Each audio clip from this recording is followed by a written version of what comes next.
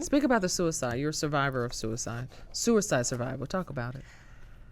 I feel like, and even now, I'm going through a complete healing journey, that a lot of us have been sold a lie. We've been born and bred to really believe that if you go to school, go to church, be a good girl, do the right things, that life is just going to happen amazing for you. Some people believe that even with affirmations, if you speak it and you believe it, it'll come. And I became one of those people that I did every single thing that they told me to do. Mm-hmm. I'm talking about poster child of good girl. And yet, there came a point in my life that literally I woke up one day and I realized that I was unfulfilled. And I'm going to tell you how and why. I was in a big house. I live in a big house. 7 bedrooms, 7 bathrooms. Definitely not bragging or boasting or whatever the case may be. Cars were outside in the driveway.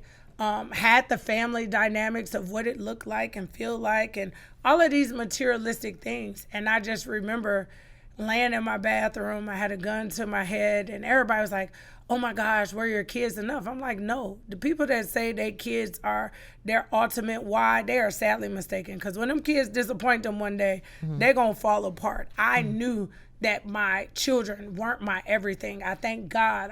I'm happy. I'm blessed. But my children weren't it. And as I laid there on the floor and I'm trying to figure it out and I'm trying to process and I laugh, I tell people, I even said in my book, when you start planning your funeral in your head, you really don't want to die. Because I'm like, is Fred Hammond going to sing at my funeral?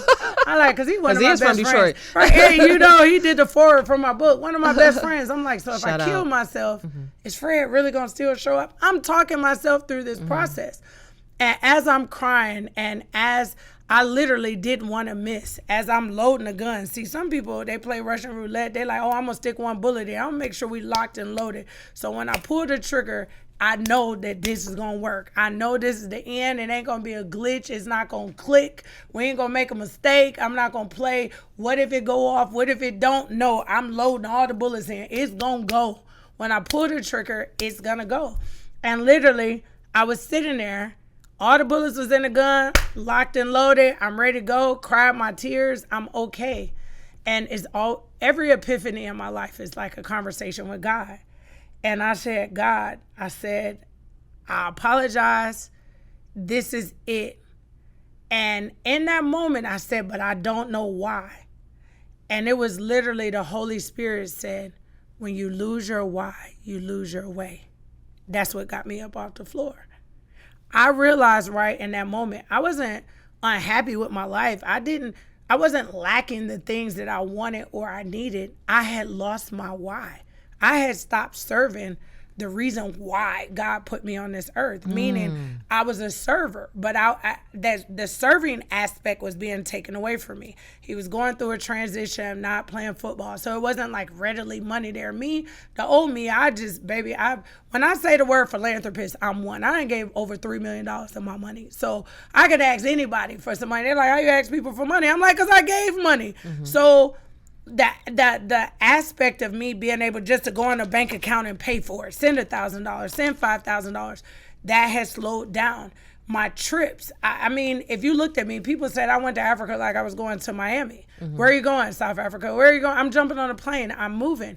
That had to slow down because finances were slowing down. And so as my why began to shift, I began to lose my way. And so I almost clicked. And I heard the Holy Spirit say, when you lose your why, you lose your way. And I cried and I got up, but I still was in a depression. I stayed in a depression almost probably a year, not bathing, not showering. Wow. And when I tell you, like, people like, ain't no way, that's because I made great financial decisions. People didn't get a chance to watch everything around me fall apart because I own my house cash. So it wasn't like, ooh, she got to pay the mortgage. I didn't have to pay no mortgage. All of my cars, I own cash. I didn't have no car note due. All my older children had to do was make sure the lights was on, cell phones was working, and was food in the house. That's not a lot of responsibility. So my life was still being maintained. Right. Yet I was at my lowest point. And I just remember I was sitting in the closet. My best friend, she's in the book, by the way. She came over my house one day and I just knew it. I was like, somebody coming to save me. And I was in the closet crying. I was just laying on the floor crying. And she walked in, girl, she started shopping in my closet. She started picking out purses and shoes. She was like, girl, I'm getting ready to go somewhere. And in the book, I asked her, I was like, friend, you didn't know I was in a depression? She said, girl, I'm looking around at Louis and Gucci and Birkin. And I'm like, what the hell is she crying for? So in her mind, she like, what are you crying about? There's nothing for you to cry about. Oh, my God. The person that got me out of the closet is one of my friends, Sabrina. I am one of the godparents to her children. And she called me. And it's good to have people that just know your voice, know your tone. And she called me and she could tell in my voice. She was like, what's wrong with you? I was like, I don't know. And she drove to my house and I was funky. Nasty pajamas, Uggs with the hole in it.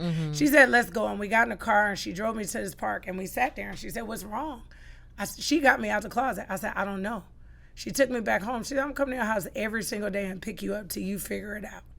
And she kept coming. I'm talking about 3 days. Finally, she was like, girl, you got to take a bath. Because you're kind of... Like, you're going to take a bath if you come with me. But she was the first person that was like, okay, listen, I recognize something is wrong. Let's figure it out. Let's get some help.